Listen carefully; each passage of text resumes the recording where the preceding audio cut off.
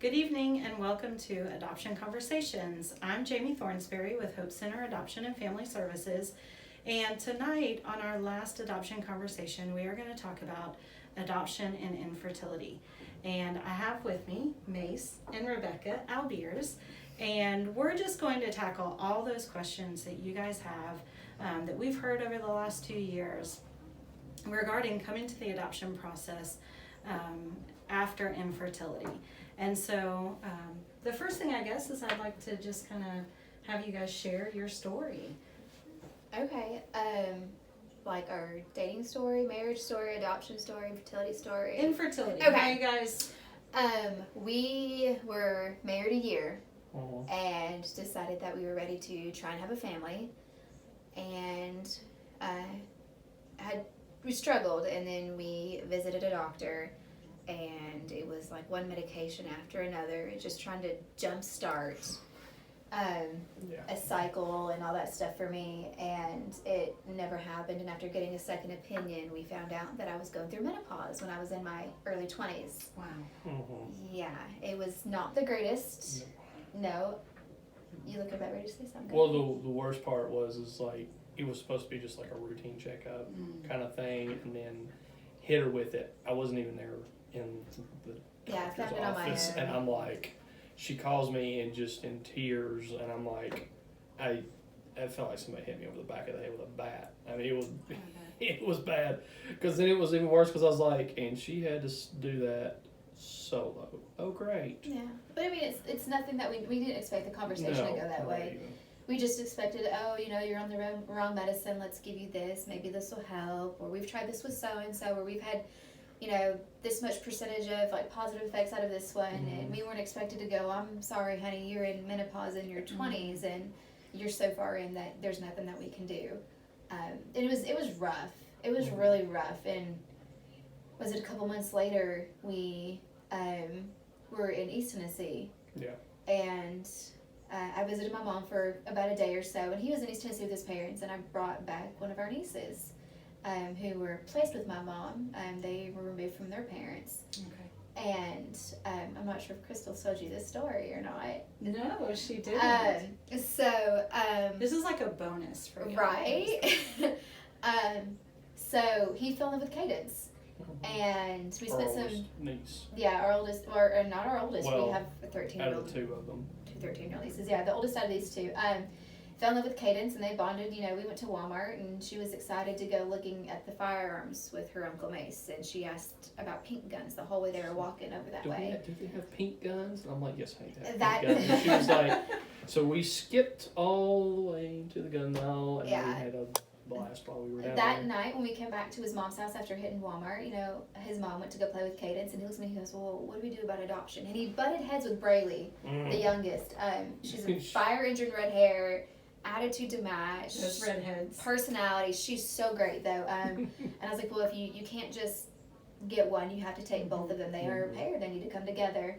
So we picked them both up from my mom's, or met my mom and got Brayley and took them home for Christmas. Okay. And they spent their first Christmas with us, and we potty trained her in a day, let's not go into detail about that, but we potty trained her in a day. That was good. She's stubborn, and we kind of broke her. You just had to be more stubborn than her. So we potty trained her in a day, and he really got that bond with Brayley. And they were our first adoption attempt, actually. Yeah. Okay. But DCS decided that they needed to go back to their mom, and it was not a good situation.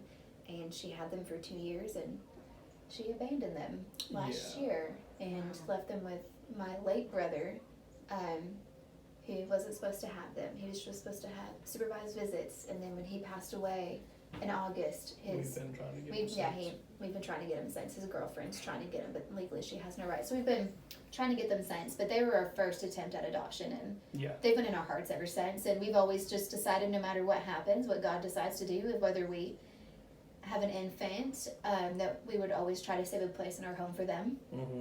And it's looking like it might be a possibility eventually. Hopefully they're either going to come with us or be with my parents, and either way we're going to be happy, and we'll get to see them a lot more, but at least we know that they're going to be safe, because where they're at right now is not a good situation. But it's kind of a really long story about how we came to adoption. My mom's adopted too.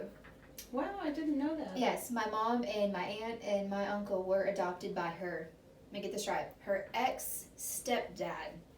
When he found out, he was once married to my biological grandmother. When he found out that they were given up, he decided to fight for custody because he had one child with my biological grandmother, and when they divorced, he got that one child, and she had these other three, and he wanted all of the siblings to be together.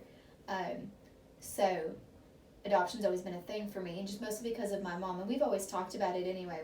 Before we found out we couldn't have kids, we're like, you know what? Let's have one of our own, wait a little bit, and try to adopt, and it turned out that God had other plans, that we weren't meant to have children of our own naturally, and that we were supposed to be adopting. So adoption has never been like a plan B for you? Never. It was always something that we wanted to do regardless. It was never. The other thing too was one of my best friends. He's adopted from Korea. Yeah. Super great guy, and I've seen what that has done for his life, the difference and turnaround, and super great guy. So, I mean, it was always one of those things that was like, yeah, that's on the table for me. I'm not opposed to that at all. Yeah. So he kind of laid some of those seeds down for that too. So. And we've talked about it since before we even got married, that it was something that we wanted to do. Because kids were always something I wanted. I'm one of, I'm going to get this right, 10? Yeah. 10? I think. Well, that between sounds about family, right. Extended family. And yeah, I have an adopted little brother, and then I'm very blended. I have one biological full-blooded sibling out of all of us. Okay. There's 10 and 11 if you count Quentin. Yeah. He's my ex-brother-in-law, but we're really close to him anyway, and he just stuck around. We just kept him. We were just like, and you're ours. He's great. So if you count him, there's 11 of us, but we're a very large family, and it's just something that I've always wanted. I didn't want that many children. I don't think I could handle 10. I was like, 2, 3, done. You're trying to give me a heart attack. Done. 10. Done. And so it was just always something. Let's have one, and let's take in a couple more. Yeah. So Rebecca, how did you reframe your thoughts on what life would look like for you when you heard that diagnosis moving on? She made me cry. I don't know, I knew it wasn't the end. I knew that no matter, I'm sorry, it's okay, she has tissues. You do. I knew that no matter what was going to happen, that we were going to have kids regardless, whether it was, thank you, whether it was natural or through adoption, that menopause didn't define me and who I was. It was something that was going to happen, that we were going to have kids. Just like, maybe it was a blessing in disguise. Maybe I wasn't meant to have my own, because there's children out there that need a home. And that's okay, that we were meant to take care of somebody else's child if we had to, and we want to. So I never really let it define who I was. It was just there. I don't think I've cried about menopause in years. It's been a while. It's been a while. I know when we were emailing back and forth about this, I was like, wow, because you had said that you really have, on this journey, really come to terms with this. Yeah. And, not that you haven't, because you cried. Yeah, no, it's been a while since I've cried about it, but nobody's asked it to me, asked me a question about it that way either. So usually it's just, oh, you can't have children? No. And it's kind of a shocked look from anybody. Sure. We joked about it once. Yeah, it was hilarious. we were at a potluck at my buddy Joe's house. It wasn't Joe's. It was. It was Marcus and Catherine's, because it was oh, that's right. It was Casey. Pastor or something like that? No, it was Cassie. It was Cassie and her husband. It was Cassie and her husband, and we were at my best friend's house. That's right. Cats, and I forgot Cassie's husband's name, but I don't know. He asked us. He's like, "Well, how many children do y'all have?" We were and I just making plates, and I just look at him and just bald face. Oh, well, you can't have kids. No, you just kind of looked at him like, and I was and he kind of looked at me like, "We can't have kids," and he kind of looked at me, and I was like, "Oh, I hit menopause in my 20s. Yeah, I'm barren. I can't have children." And just kind of laid it out there like that, and he goes, and he's just like, wow, It was great. So it's become something that we've just kind of like joked about, like I look at all the. I think the saddest thing that I'm missing out of it is that I'll never know what it's like to carry a child. But then there's so many positives You know, my feet aren't gonna swell. I won't have morning sickness.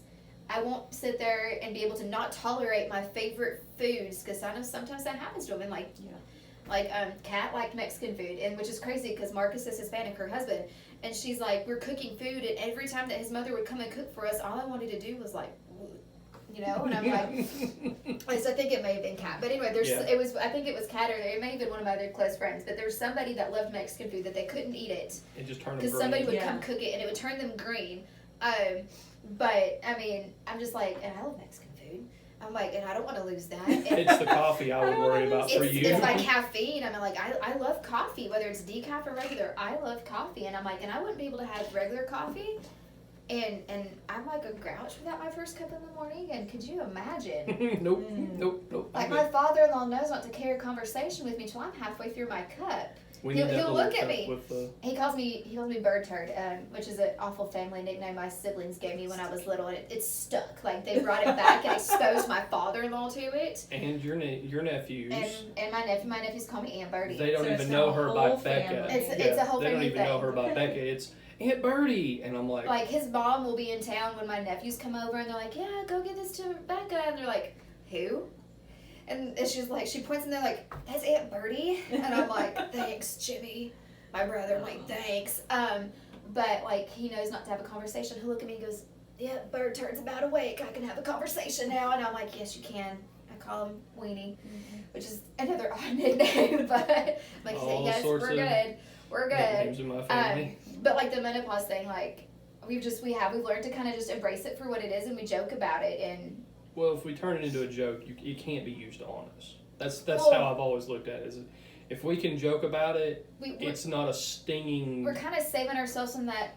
Oh, I'm sorry. Yeah, because that kind of thing. That pity look is just. And I'm like, I don't want pity. I'm like, you know what? You went through menopause. Okay, well, what's your next step? And most of our family and all of our friends know the situation and how menopause happened and how we've been looking to adopt and on an adoption list and stuff like that. Like, they know that. Mm-hmm. So now we get is, when is it happening? Yeah. You know, have you heard anything yet? You know, especially when we were really close. Yeah.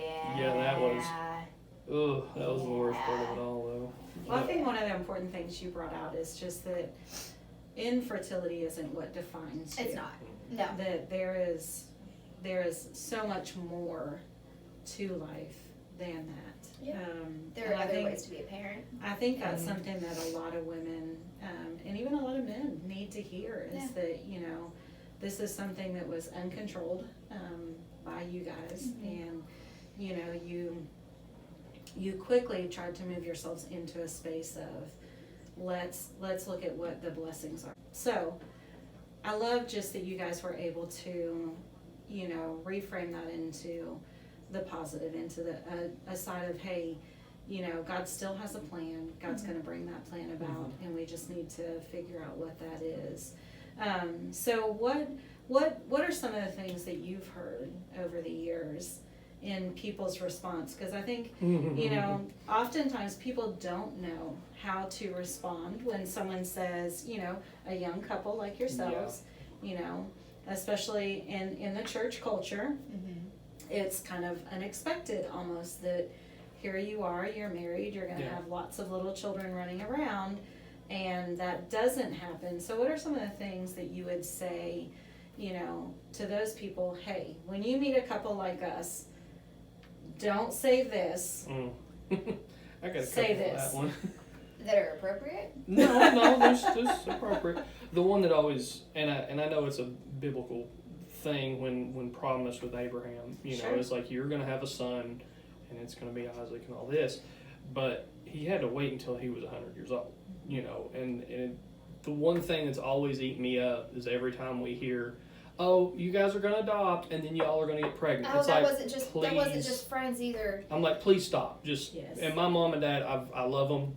I love them dearly. You better. But I've had to tell them. I've had to tell them, and they know. They're like, we've had to just say, please stop. That doesn't help. Yeah, whenever we first found out that we couldn't have children and stuff like that, and whenever we started talking about adoption, they're like, oh, well, y'all are gonna adopt a little one, and then you're gonna end up pregnant, and it was just like, no, that can't happen. And it wasn't just my in-laws. Like my parents, my mom knew different. Sure. My mom knew better.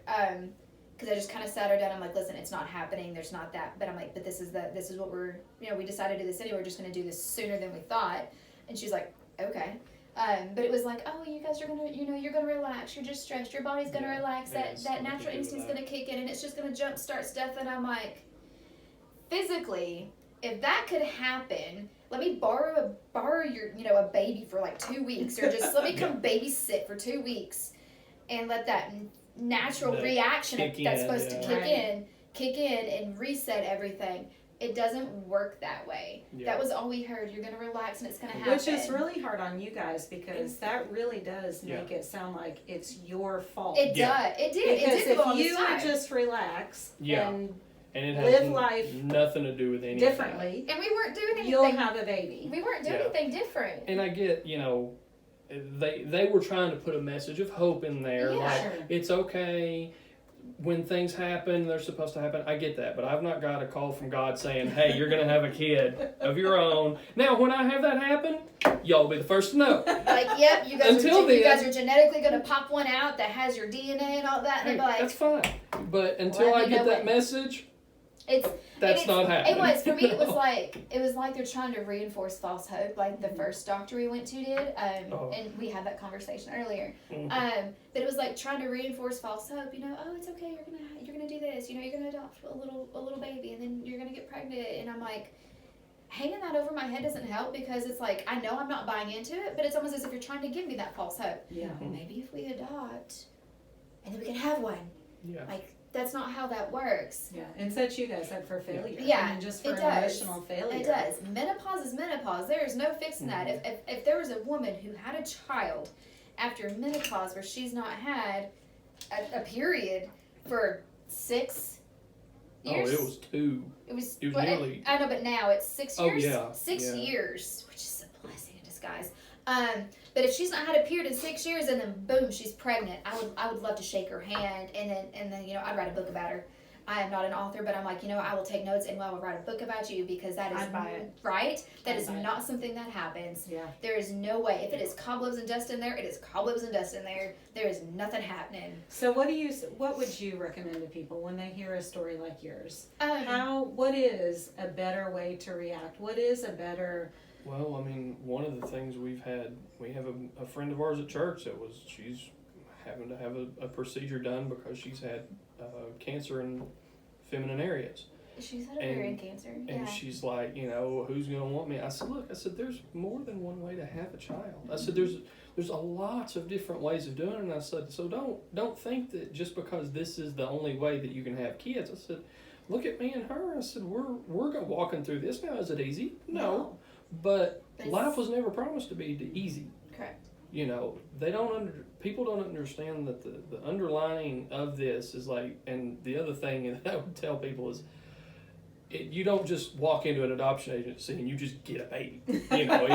It's we've had that conversation. Background checks and blood tests, and that was you got to make sure your health is good. And I mean, literally blood, sweat, and tears. I mean, it was I've not went through a background check so thorough, and I would say all my life. And we both worked for the government in some sort of form. And I'm like, wow. I'm like, I don't think that they did all this just so I could work in the school system.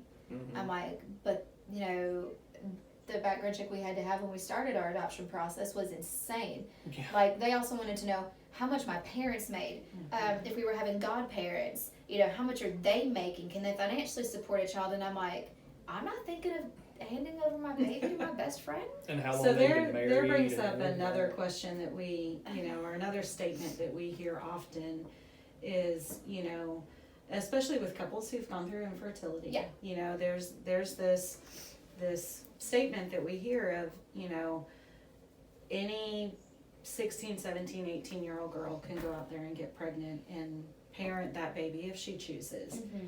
And here we have to go through, this extended process to prove that we can be parents. Mm-hmm. Yeah. Did y'all ever feel that way, or did y'all ever... Yeah. Quite a bit for me. It was more like you've got these young women or these women who can financially support children, but they're having multiples back 3, to back. 4, 5 They got 5 kids. children, all under the age of 6, and I'm like, how are you still breathing and walking and able to look decent and coming out of the house with 5 children under the age of 6, and then they're struggling? You know, stuff like that. I'm like, for one, why would you put yourself in that place? Think about Over and over have again. one child, and can you financially support that one child? Are you mentally and physically able to support that one child? Yes, if you think you can and things go great, awesome. And you want to have another, fine. Can you do the same scenario? Ask yourself those same questions. Can you physically, financially, and mentally support that child? Great. If not, think about what you're doing to that child. In your life, you're setting yourself up and your child up to fail. If you can't give them the attention and support they need, but you want to have multiples, you're pretty much neglecting your child in a way. For me, I'm like, you can legally, you can have as many as you want and parent, but think about the circumstances in which your child's living in. Yeah. And I will say, you know, those are the women that come to us. Yeah. You know, we have very courageous women that look at their life situation and say, the situation that I'm in right now, and the situation that I've now brought my child into is not the best for my child. And I want to find a situation where my child is going to be able to thrive, where my child is going to be financially taken care of, emotionally taken care of. That's a strong woman that can do that. That is a very strong woman that can do that. Absolutely. Because it's not easy. No. I mean, I couldn't imagine, but it's not easy, and it takes a lot of guts and a lot of heart to sit there and think. Self-awareness too. You're pretty much being selfless. You're putting your current child, if you have one, or the child you're carrying, you're putting them first before your own wants and needs. You're like, if I can't do this, it's hurting me and it's hurting that child. Let's do what's best for that child. Yeah. And that's the best thing. And if that's the best thing for that child, that's great. But it's not easy, and like I said, it's a selfless act. It's a selfless act. It is, and it's hard to do. It is a strong person that can do that. Yeah. I've told people as I've worked in adoptions for so many years, I don't know at a young age that most of our birth mothers are at if I would have made that same decision in that place. I don't know that I would be that selfless. Yeah. So for you guys, you know, as you're walking through this, obviously adoption had already touched your life, and so it made it a little easier to transition into that framework of, hey, we can have a family, and here's, you know, how that can happen. Was there anything in that, as you began to reframe your family situation, that really was like a marker for you? You know, because oftentimes I talk to families that are going through infertility, and, you know, people come to them trying to encourage them and help them, and they're like, well, why don't you try adoption? Yeah. And maybe they're just not there yet. Yeah. And that's completely understandable. But was there a marker for you guys on that journey to say, you know what, this is the definitive of the path that we're going to take and see through? I feel like it was just knowing that we wanted children, and that, you know, this was always something that kind of sat on our heart anyway, and we had time together for the first couple years without any kids and stuff like that, and we're like, you know what, we want to do it, why not just go ahead and start moving forward with it. It was something that just always has been there, and we took a couple years to just enjoy time to ourselves and travel a little bit and have some fun and stuff like that, and we're like, all right, you know what, now let's get serious about this. We're not getting any younger. We're not getting any younger, and I want to be able to get out in the yard and play with our child and not be like, oh, my hip kind of situation. So, I mean, it was just, we knew it was going to happen, and we knew we wanted it to happen, and we just didn't see a point just to be like, oh, let's just put it off a little bit more. I'm like, no, if we want it, let's just go for it. Let's just go ahead and start the process. I mean, we don't know how long we're going to wait. If we can have all the paperwork and stuff like that and everything that we have to do done, and we're just waiting, that's more time we get to spend to ourselves, you know, and get to just have fun and be with our church family and our friends and our, you know, and our nieces and nephews and stuff like that, and it's just time that we get to spend with them, and we're like, okay, you know, when it's ready to happen, it's gonna happen. Yeah, and that's one of those things. I mean, when we first said, okay, this is the path we're gonna walk down, you know, I didn't expect it to be a fast Goodness, no. path of No. any sort of matter, especially after they started explaining, hey, this is kind of what you need to be expecting, and it kind of, I don't want to say it set us up for false expectations, but it was kind of like, okay, I'm mitigating this a little bit, so I'm not thinking, okay, I'm just going to go down here and like in a week I'm going to be a parent, because I mean that just scared the heck out of me. I'm not gonna lie, because it turns into this moment where, okay. It taught us patience, that's for sure. And thankfully, one of my pastors, we were talking about it. He's a planner, so he's one of those kind of guys that he's like, I want to have everything set up, ready, everything good to go. And he's like, but there's only so much you can plan. There's only so much you can mentally prepare and physically prepare before you're over that line from being not a parent to a parent. Mm-hmm. And when you're there, you're there. Mm-hmm. You just have to take that leap of faith. And that's one of those things that I was like, he preached on that a couple of weeks ago, I'd say about a month ago now, and I was like, and I told him afterwards, I was like, thanks for that, I appreciate that. You needed that. Well, I mean, it's with everything that had been going on, with the girls, trying to get them again, and and a scenario leading that kind of got added to that at the same time frame, it just felt like a lot, just all at once. So I mean, I was not gonna lie, I was gonna freaking out a little bit, because if we were gonna go from possibly just me and her in the home to 5 in the home overall, and I'm like, okay. it was a lot to take into, but then I look back at that, and even though it fell apart, it did well. To an extent, our nieces not so much. Like we're doing what we can there, but the other option, we had a lot of friends and family to rely on, and some good support. Like my church came together and was ready, like, okay, what can we do? How can we help out? Something at school, I have some killer coworkers. They're like, all right, you just gotta breathe. I know it's stressful at this time, you just gotta breathe and it'll be fine. And my in-laws came, and we started getting stuff ready for our nieces and stuff like that. Because I mean, even if they stay with my parents, even if they go to my parents, they're gonna still need stuff. I mean, they'll need stuff here, because they're with us quite a bit anyway. Especially their older sister. Our house always has kids in it for the most part, especially on school breaks. But it's just it was a lot. It was a lot to take on at the same time, but it was just prayer and support that got us through it. Yeah. So. Well, and this time it was a lot different than the first time with the girls when we weren't able to get them the first time around. That turned sideways, and we both kind of retreated inward. We retreated together, but it wasn't like I just went off by myself and done whatever, and she did the same. No. But we definitely kind of reclused away from a lot of things. Like they decorated our house for Christmas that year, that they went back to their mom, and we couldn't stand to be in our house, so we went to Washington. Got plane tickets and went to go visit my dad in Washington, and spent almost a week up there, and just kind of got out of our heads a little bit, and just kind of got to just let him see where I spent most of my summers. And it's really pretty, by the way. If you've never been up there, never. It's awesome. It's gorgeous. But I love that you guys bring out that it is okay to take time. Yeah, we took a year. And I love that you talked about that it brought you together. Oh yeah. In that, I think so many people, especially if it's one or the other spouse who has the infertility, that oftentimes it can really draw them apart.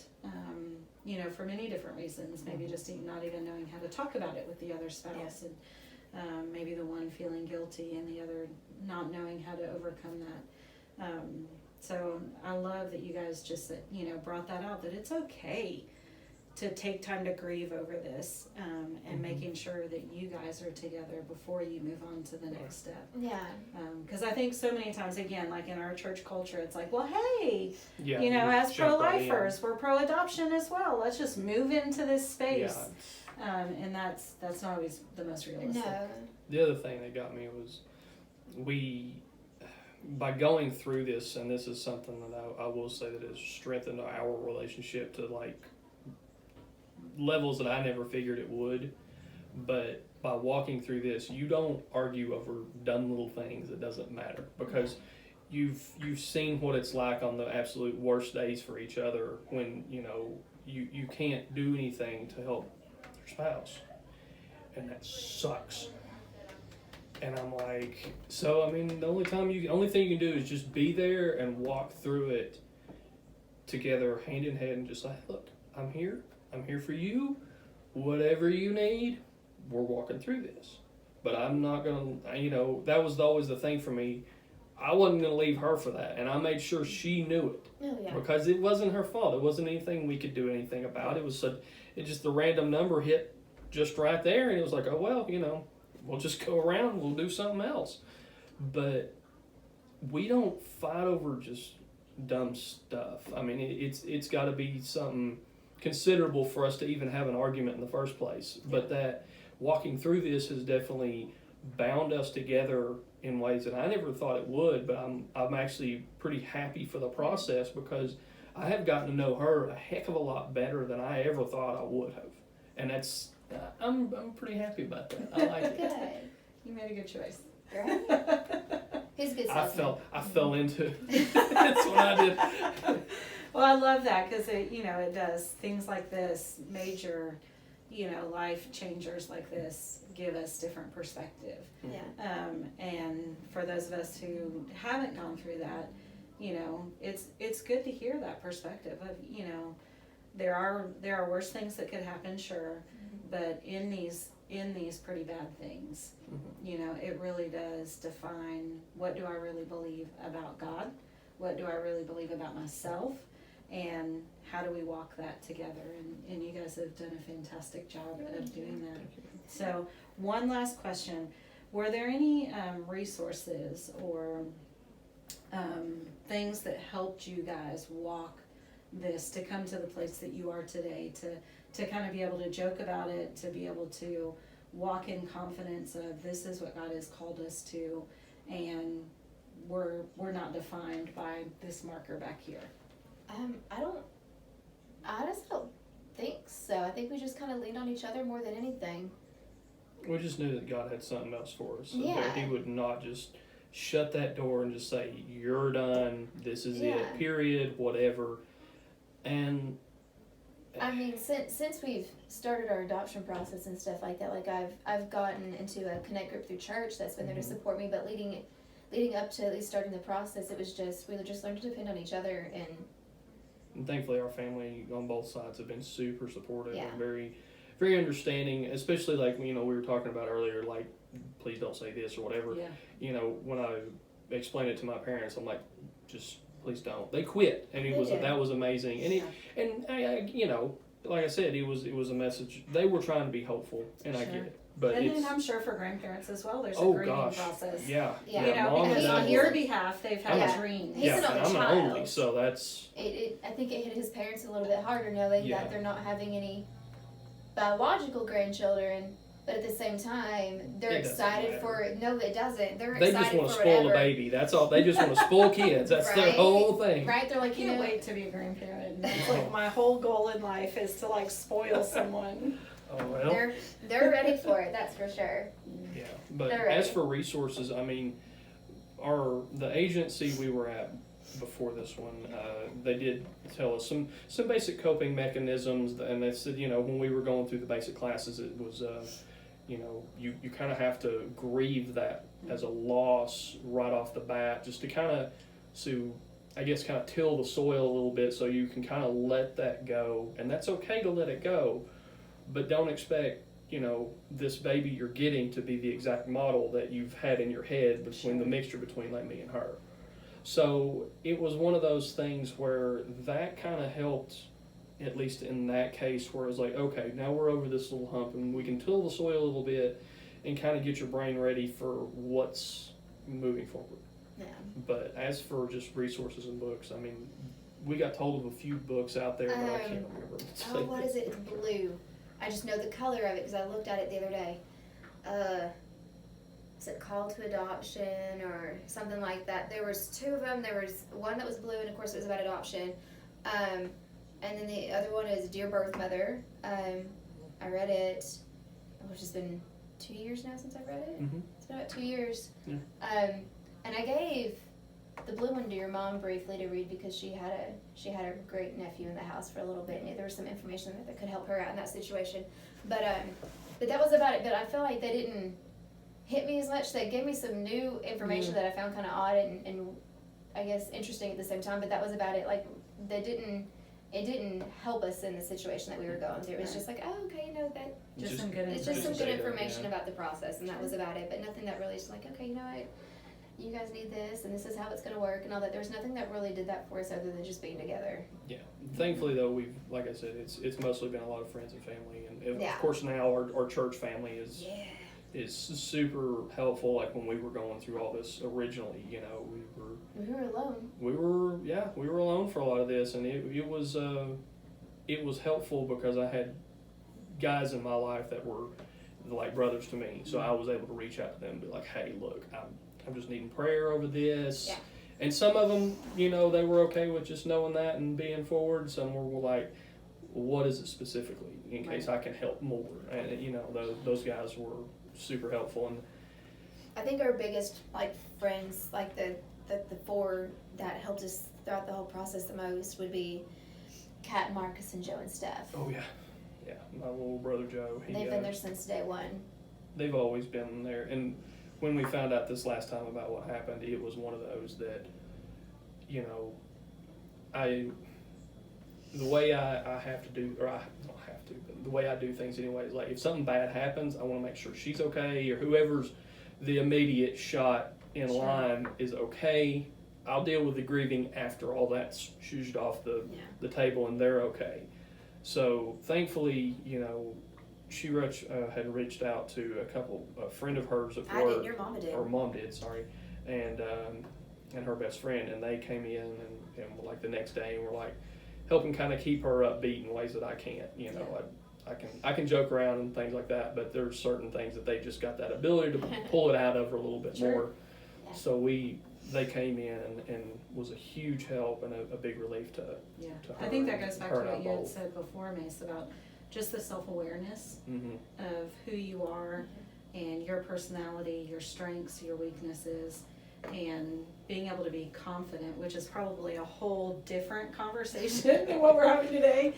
But being able to be confident in that and being okay with that, as we had talked about earlier, being comfortable with your own skin, and allowing that process to reveal, even deeper who you are and who God is for you. Mm-hmm. And so I'm really grateful that you brought that out, because I think a lot of people need to hear that A, it's okay to grieve. Yes. That B, this doesn't define you. No. But that it can propel you to a completely different place, that, it can propel your marriage to a deeper place than you never thought it could be. It propels you in your faith to a deeper place than you ever thought you could be.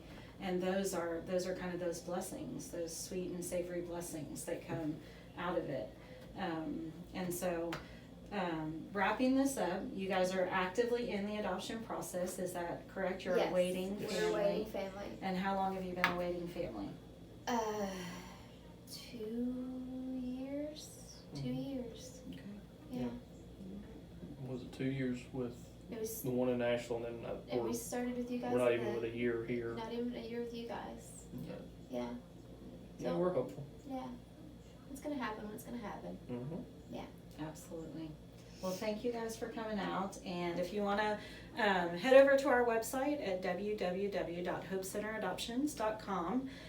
You can actually see Mace and Rebecca's profile there, along with our other waiting families.